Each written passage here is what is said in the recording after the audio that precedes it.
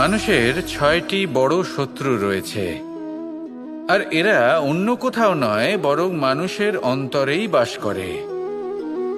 এই ৬টি শত্রু হল কাম, ক্রোধ, মোহ, লোভ, ঈর্ষা আর অহংকার।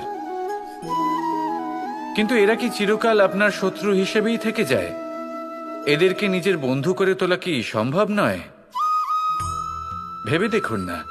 এবার যদি কথা বলি কাম নিয়ে, অর্থাৎ কামনা করা, তাহলে মানুষ যদি জীবনে কামনা করতে থাকে তাহলে সন্তোষের অনুভূতি লাভ করতে পারে না।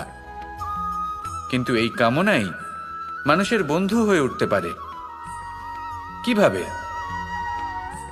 ধরুন, যদি মানুষ ভাবে আমি আরো অনেক বেশি শ্রেষ্ঠ ব্যক্তি হয়ে উঠতে চাই, আর তার জন্য কর্ম করে, পরিশ্রম করে,